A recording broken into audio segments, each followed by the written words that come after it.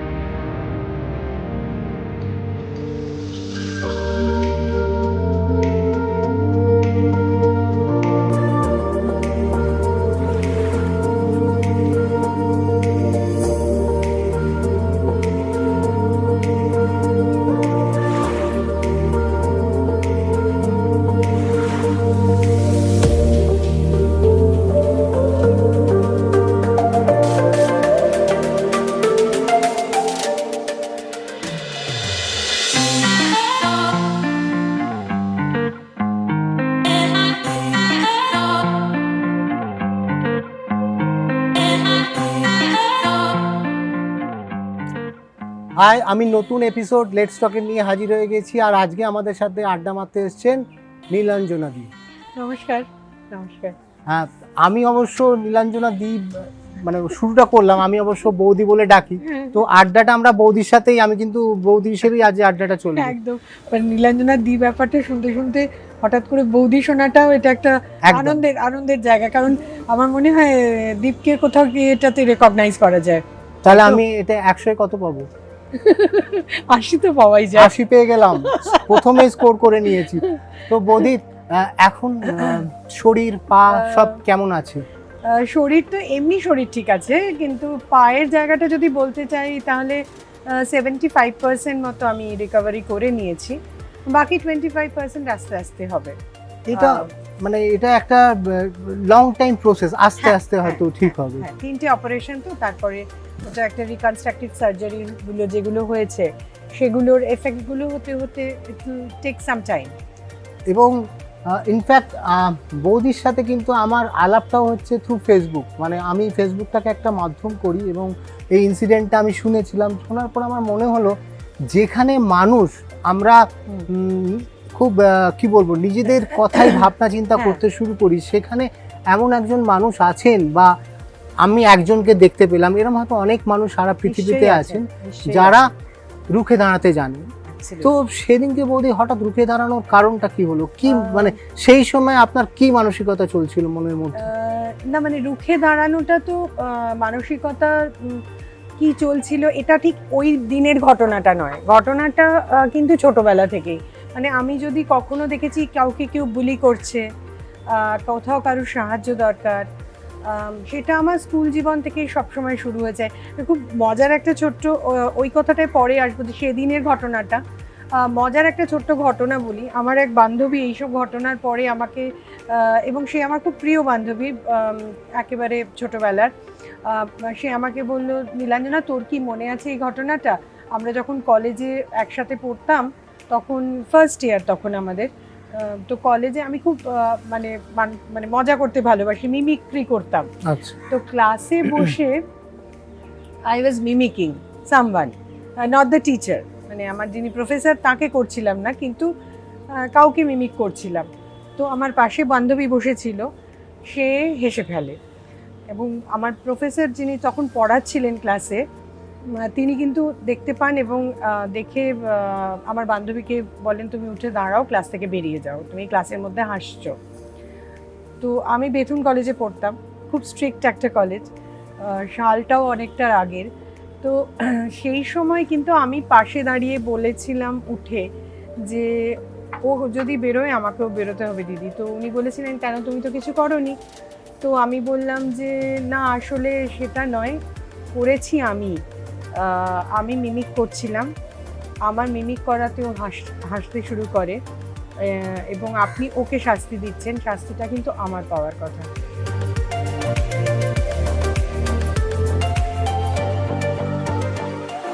এটা আমার জীবনে আমার একটা ছোট শিক্ষা, আমাদের বাড়িতে আমার মা বাবার এটা শিক্ষা যে মানুষের পাশে দাঁড়াও, সাহায্যের হাত বাড়িয়ে দাও, যে যে দুর্বল তার পাশে তার হাত ধরে একটু দাঁড়াও। আমাদের বাড়িতে আমার মা বাবা এই শিক্ষা দিয়েছেন এবং এই মানসিকতাটা ছোট থেকে কোথাও না কোথাও ভেতরে একদম ঢুকে যাওয়া, যাকে বলে না একদম, মানে মানুষের আমার এটা যাপন।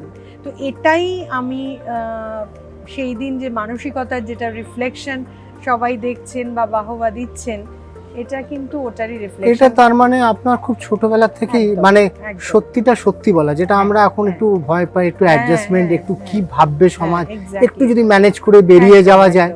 তো এইটা একটা পাওয়ার যেটা ঈশ্বর আপনাকে দিয়েছেন, যে সত্যিটাকে সত্যিভাবেই বলা, সত্যিটাকে সত্যিভাবে বলাটাই তো মানুষের কর্তব্য। আমরা মানুষ, মানে মান আর হুঁশ, এই দুটো নিয়ে মানুষ। আমরা কোথাও গিয়ে হয় মান হারাচ্ছি আর নয় হুঁশ হারাচ্ছি।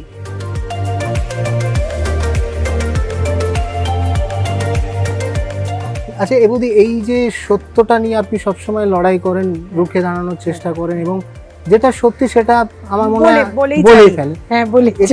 মানে খেসারত কেরাম দিতে হয়, মানে সত্যি বলার খেসারত তো দিতেই হয় জীবনে, কিন্তু আমার নিজের জীবন যদি আমি দেখি, আমার নিজের জীবনে এই ঘটনাটার আগেও আমি যদি আমার পার্সোনাল লাইফে যাই, আমার প্রথম বিয়ের সময় আমি যে বুঝেছিলাম যে আমার স্বামী অন্য কোনো মহিলার প্রতি অনুরক্ত এবং তার জন্য উনি আমাকে যৎপরনাস্তি অত্যাচার করছেন, এবং উনি একজন ডাক্তার, এয়ারফোর্সে এখনো পর্যন্ত চাকরিরত, দক্ষিণ কলকাতার একটি অভিজাত আবাসনের বাসিন্দা। সেই মানুষটা যখন আমাকে অত্যাচার করছেন, আমি ওই সত্যির জায়গাটা যখন বুঝতে পারলাম, আমার ওই সত্যিটা আমার নিজের জীবনে স্বীকার করতে কখনো দ্বিধা হয়নি যে না, আমি অত্যাচারিত, এটাই সত্যি। এই অত্যাচারটা নিয়ে আমি আমার সন্তানকে নিয়ে এখানে থাকবো না, আমি নিজের জীবনটাকে অন্যভাবে বাঁচব, যেটা সত্যি সেটাকে মেনে নিয়ে মাথা উঁচু করে বেরিয়ে আসতে পেরেছিলাম। আমার সন্তানের বয়স তখন ছিল 3 বছর এবং আমার বৈবাহিক জীবন তখন 4 বছর।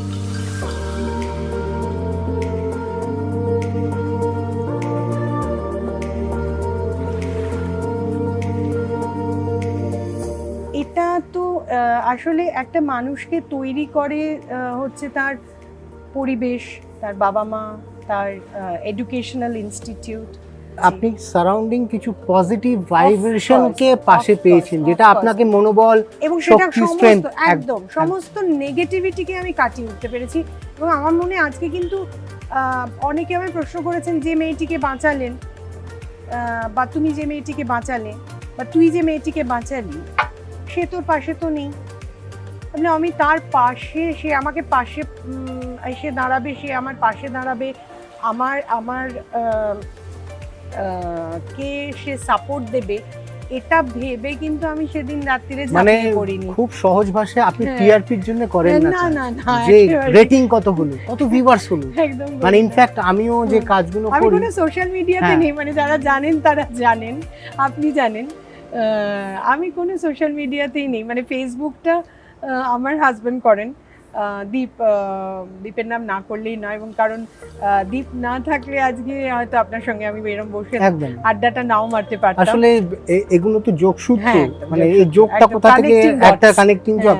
তো আপনারা নিশ্চয়ই বুঝতে পারছেন যে আজকে লেটস টকে বৌদিকে কেন নিয়ে এসেছি। মানে একটা অদ্ভুত জিনিস, যে সত্যি কথাটা বলা, সত্যি মানে সেই স্ট্রেংথটা, ওম্যান এম্পাওয়ারমেন্টটা আমরা যেখানে দেখছি রেপ হচ্ছে, মহিলাদের পুড়িয়ে মারা হচ্ছে, আমরা যারা অ্যাক্সিডেন্ট হচ্ছে, ভাইটাল জীবনের অনেকগুলো ঘাত প্রতিঘাতের মধ্যে দিয়ে মহিলাদের যেতে হয়। তো আমি নিজে ইনফ্যাক্ট ফিল করেছি যে মহিলারা এবং পুরুষ যদি আমরা বলি যে ইকুয়াল, কিন্তু আমি কোথাও যদি হিসেবটা করা যায়, মাই হয়, মার কোনো রিপ্লেসমেন্ট নেই। এবং মানসিক শক্তি বলুন, মেন্টাল স্ট্রেংথ বলুন, এম্পাওয়ারমেন্ট, মোমেন্ট এম্পাওয়ারমেন্টের অনেক কিন্তু অনেক। আমি বলি এটা ছোট, এবার না বললেই নয়, কারণ আমার মা, আমি যখন 4 বছরের মাথায় আমি যখন বিভাগগ্রস্ত যে আসলে কি হয় যে ডোমেস্টিক ভায়োলেন্সের জায়গাটায় যদি আমি বলতে যাই, ডোমেস্টিক ভায়োলেন্সে গিয়ে না মেয়েরা অনেক সময় অভ্যস্ত হয়ে পড়ে, ওই ভায়োলেন্সটা নিতে নিতে অভ্যেস হয়ে যায়, কারণ তারপরে ভাবে যে হ্যাঁ আমাকে তো আমার হাজব্যান্ড বেড়াতে নিয়ে যাচ্ছেন, সিনেমা দেখাচ্ছেন, দু একটা শাড়িও কিনে দিচ্ছেন, গয়না টয়না কিনে দিচ্ছেন, না হয় দু একটা চড়থাপ্পড় খেয়েই গেলাম, ওটা একটা মারধর খেয়ে লাইফস্টাইলের মধ্যেই এটা ওটা জীবনে ওটা একটা যাপন তৈরি হয়ে যায় অন্যরকম। সৌভাগ্যক্রমে আমার সেটা হয়নি। আর তার পেছনে যে আমার জীবনে যার ভূমিকা তিনি কিন্তু আমার মা। এই যে এক্ষুনি মায়ের কথা বলছিলেন, আমার মা, আমি দুদিন আগে আমার বাবাকে হারিয়েছি। আমার বাবা কিন্তু আমার হিরো, আমার জীবনের হিরো যদি কেউ থাকেন তিনি আমার বাবা। আমি হারিয়েছি বাবাকে, কিন্তু আমার মা, সেই হিরোর পিছনে আমার মাও ছিলেন। বাবার সাপোর্ট তো ডেফিনেটলি ছিল, কিন্তু মা কি বলেছিলেন যে আমি যখন দ্বিধাগ্রস্ত, আসবো কি আসবো না, আমার সন্তান আছে, অনেক কিছু চিন্তা ভাবনার জায়গা ছিল, আমার মা খালি বলেছিলেন তুমি যদি আসতে না পারো আমাকে মা বলে আর ডেকো না।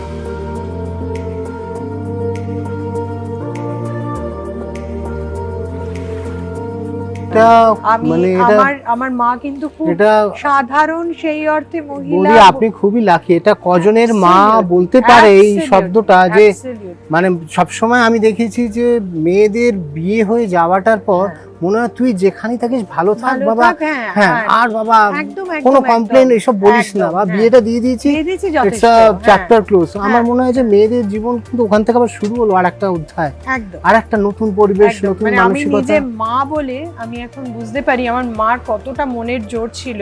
আমি কিন্তু বড় সন্তান, যে সময় আমি বাড়ি ফিরে এসেছি, আমার ছোট বোন, আমরা দুই বোন, আমার ছোট বোনের তখনও বিয়ে হয়নি, সে তখনও পড়াশুনো করছে, আমার বাবার রিটায়ারমেন্টের আর বছর দুয়েক তখন বাকি। এই একটা পরিস্থিতিতে আমাকে ফেরত আনা, মানে আমাকে এবং আমার মেয়েকে, আমার সন্তান, আমার কন্যা সন্তান, তাকে ফেরত আনা এবং প্রথম ক্ষেত্রে ওই সাপোর্টটা দেওয়া, এটা যে কি একটা অসম্ভব একটা, মনের জোর না থাকলে। আমার বাবা সরকারি চাকরি করেছেন, আমার বাবা ইঞ্জিনিয়ার ছিলেন, সরকারি চাকরি করেছেন, এতৎসত্ত্বেও নিজেদের বাড়ি আছে। আমি এতৎসত্ত্বেও, আমি বলছি না যে আমার ইকোনমিক স্ট্যান্ড পয়েন্ট থেকে আমি বলছি না, কিন্তু জায়গাটা যে মানিটারি সাপোর্টের কথা বলছি না, আমি বলছি যে আমার বোনের তখনও বিয়ে হয়নি, সমাজ সংসার সবাই বলবে যে সে কি কথা, তুমি মা, তুমি মেয়েকে নিয়ে চলে এলে, মেয়ের ঘরটা এত সহজে ভেঙে দিতে পারলে, তোমার পরের মেয়ের বিয়ে হয়নি, তোমার মাথায় চিন্তা নেই যে তুমি পরের মেয়েকে কিভাবে বিয়ে দেবে, তো তার বিয়ে হবে কিনা। ইনফ্যাক্ট আমার বোনের বিয়েতে অনেক অসুবিধা হয়েছে, আমার অনেক জায়গায় সম্বন্ধ দেখা হচ্ছিল, তারা যেই মুহূর্তে শুনেছে বড় মেয়ে ডিভোর্সি, পিছিয়ে গেছে। এটি ঘটনা ঘটেছে, আমার জীবনে হয়েছে।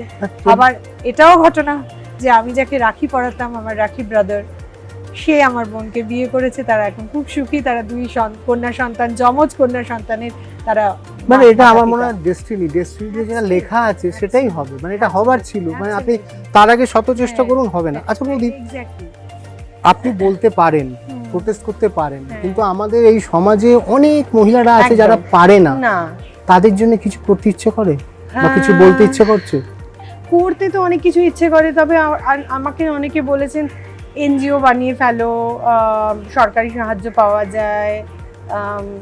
আমি এই প্রস্তাব কিন্তু পেয়েছি, সরকার থেকে সাহায্য পাওয়া সত্যি যায় হয়তো, এবং হয়তো না পাওয়া যায়, সেটা আমি জানি, কিন্তু আমার না ঠিক ওই রকম ওই এনজিও করে মানুষের পাশে গিয়ে একটা, মানে কোথাও গিয়ে, হ্যাঁ আমি নীলাঞ্জনার এনজিও আমি হয়তো পেয়েও যাবো সরকারি সাহায্য, সেইভাবে আমি পারসিউ যদি করি, কিন্তু আমি ঠিক ওইভাবে পারি না। মানে আমার কাছে না, আমি দৈনন্দিন মানুষকে সাহায্য করতে ভালোবাসি, কোনো ঘেরাটোপের বাইরে গিয়ে সাহায্য করতে ভালোবাসি, মানুষের পাশে দাঁড়াতে ভালোবাসি। আমার অনেক এরকম মানুষজন আছেন যাদের সঙ্গে আমি কথা বলে তাদের জীবনের অনেক প্রবলেম সলভ করে ফেলেছি, তারা ভালো আছে। আমি ছোট্ট বলি যে আমার বাড়িতে যিনি কাজ করেন, তার হাজব্যান্ড তার ওপর অত্যাচার করতেন, এবং আমি তখন একদিন কাঁদছেন আমার বাড়িতে এসে, আমি বললাম যে দিদি তুমি যদি নিজে এর প্রতিবাদটা না করো, কোনোদিনও এই অত্যাচারটা বন্ধ হবে না। তোমার ছেলের বউ এসে গেছে, তোমার নাতি হয়ে গেছে, আজকে সে তোমার উপর এখনো অত্যাচার করার সাহস পায় কি করে?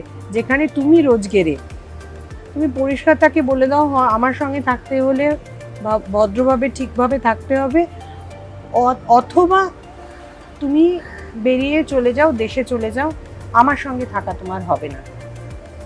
এবং সে কোথাও না কোথাও গিয়ে দাঁড়িয়ে সেই প্রতিবাদ করার, কিন্তু আমি বলেছি যে কোনো চিন্তা করবে না, যদি কোনো রকম সাহায্য লাগে আমি যাব তোমার সঙ্গে, দরকার হলে আমি গিয়ে তোমার পাশে দাঁড়াবো।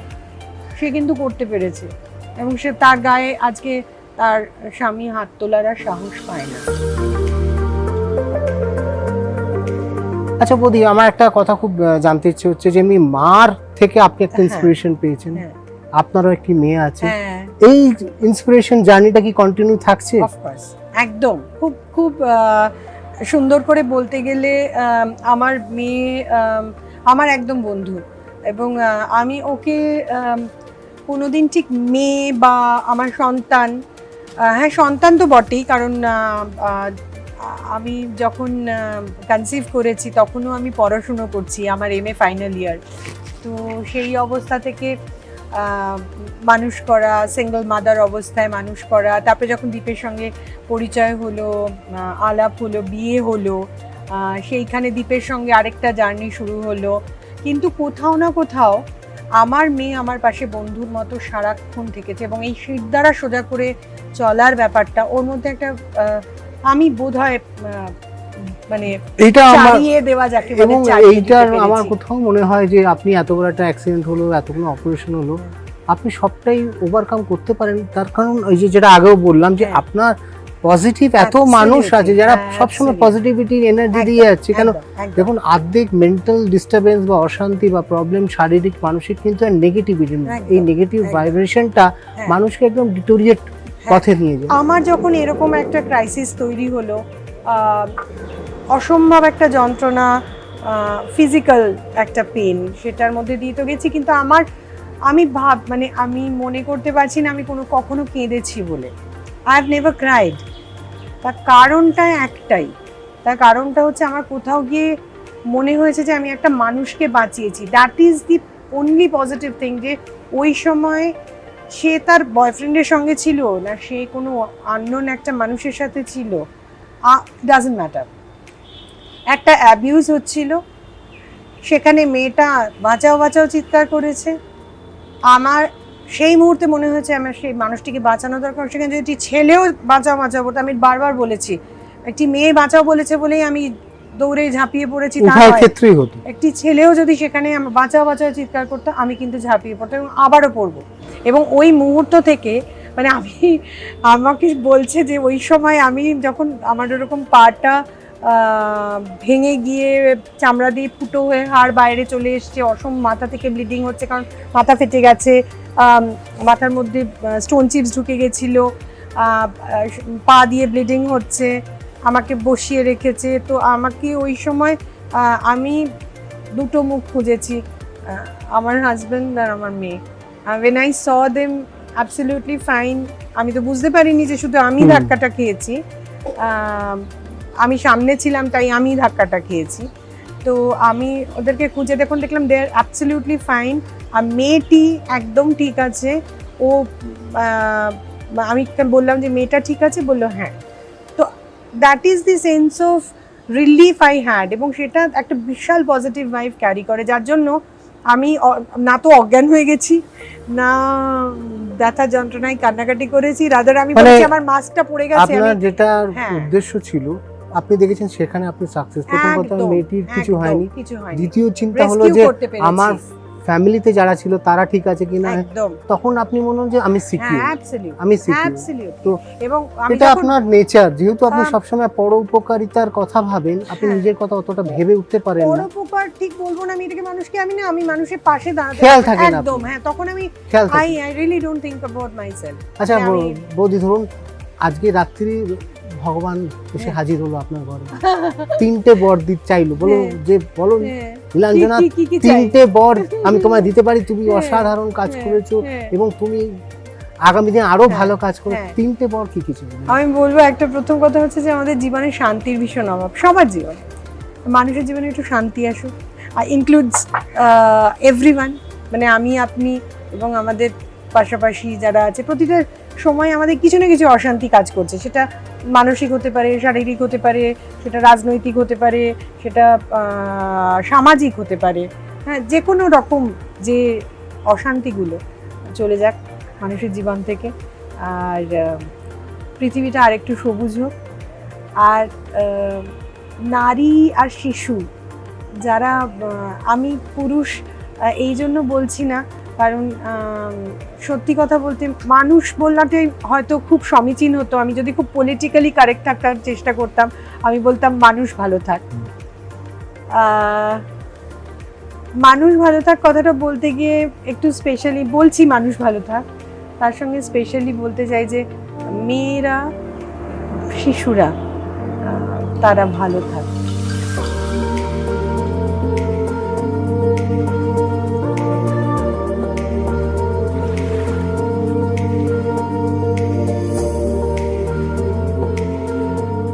এই নারী দিবসটা যতদিন পালিত হবে আমরা জানবো যে আমরা এখনো পিছিয়ে আছি, কারণ বিশ্ব শান্তি দিবস ভীষণ সবাই আর কি বিশ্ব শান্তি দিবস পালন করে, শিশু দিবস খুব ভালোভাবে পালন করে, মেন্স ডেটা অত ভালো করে পালন করা হয় না, আমরা হয়তো বরকে একটা গোলাপ দিলাম বা একটা ক্যাডবেরি দিলাম বা একটা হয়তো টি শার্ট দিলাম কি পারফিউম দিলাম, that is a different thing. তাহলে দীপ খুব লাকি পেয়েছে, আমি তো কিছু পাইনি। দীপ বলতে পারবে এটা। তো যেটা হচ্ছে যে এই বিশ্ব নারী দিবস, শিশু দিবস যে এত উদযাপন হয় না, এটার মানেটা দাঁড়ায় গিয়ে আমার কাছে ওটাই যে আমরা এখনো পিছিয়ে আছি, তাই আমাদেরকে আরো উৎসাহ দেওয়ার জন্য, এগোনোর জন্য এই এত ঘটা, এত মানে এত অনুঘটকের প্রয়োজন হচ্ছে। যেদিন এইটা এইভাবে এরম মানে বিশ্বব্যাপী এত আড়ম্বরের সঙ্গে পালিত না হবে, সেই দিন বোধহয় গিয়ে উইমেন এমানসিপেশন কথাটা বা চাইল্ড সিকিউরিটির কথাটা কোথাও গিয়ে হয়তো প্রতিষ্ঠিত হবে। এই এই যে স্বপ্নের দুনিয়াটা নিয়ে গেলেন, সেইটা দিয়েই এই রেসটাতে থেকেই আমরা আজকের এই এপিসোডটার আড্ডাটা শেষ করব। তো আমি চাইবো এবং আপনারাও নিশ্চয়ই চাইবেন যে উনি একটা সুন্দর স্বপ্ন দেখেছেন, একটা জিনিস পজিটিভ ভাবছেন, এটা যেন সত্যি হয়, এটা যেন আমরা পেরে উঠি ওই ডেস্টিনেশন, ওই জায়গাটায় পৌঁছতে। আর এই এপিসোডগুলো দেখতে হলে অবশ্যই সাবস্ক্রাইব করবেন অরিজিৎ অফিসিয়াল ইউটিউব চ্যানেলকে, কারণ এটা আপনারা দেখবেন, আপনারা শেয়ার করবেন, আপনারা কমেন্ট করবেন, আপনারা লাইক করবেন, সেটা বেসিসেই আমি এই কাজগুলো করি। এই চ্যানেলটা ওই ধরনের আনকমন কিছু করা, যেটা সবাই করে তার থেকে একটু আলাদা কিছু জিনিসকে নিয়ে আসার চেষ্টা করি, যেমন আজকে বৌদিকে নিয়ে এলাম।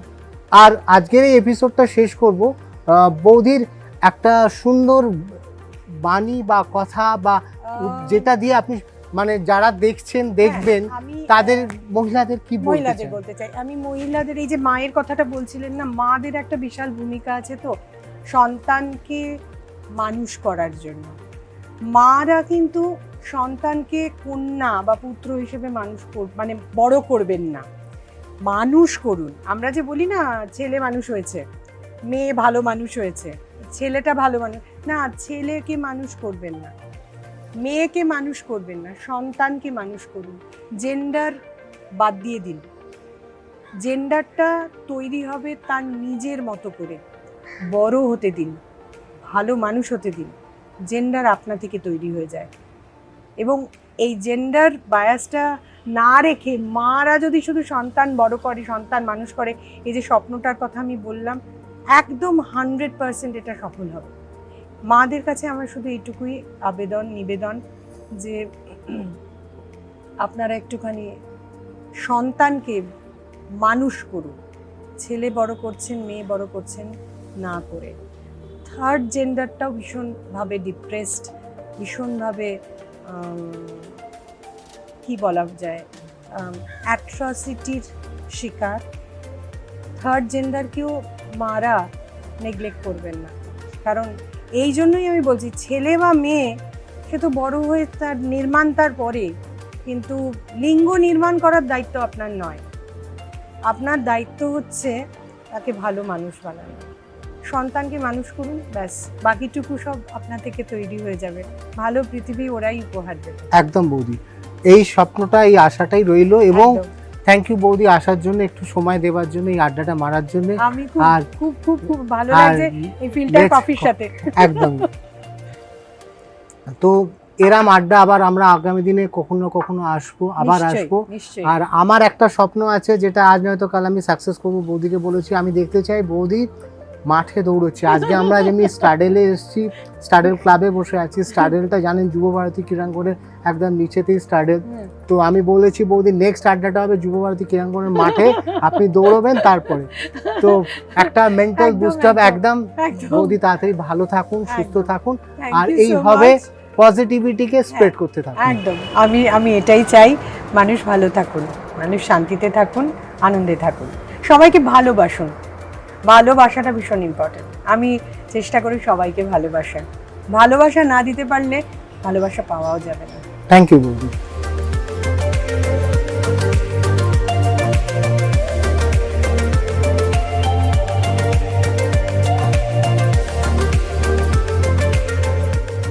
স্ট্যাডেলে আজকে এসে সকালবেলাতে এত মজা লাগলো, কেন এটা স্ট্যাডেল হোটেলে আমি আগে এসেছি, কিন্তু স্ট্যাডেল ক্লাবটা আমার আসা হয়নি। ভীষণ সুন্দর জায়গা, টলার সুন্দর হাওয়া দিচ্ছে, সুইমিং পুলের পাশে বসে একটা সুন্দর আড্ডা সেশন, ভালো কফি খেতে খেতে, ফিল্টার কফি গন্ধটাও এত সুন্দর। সব মিলিয়ে একটা ভীষণ সুন্দর একটা সকাল কাটালাম।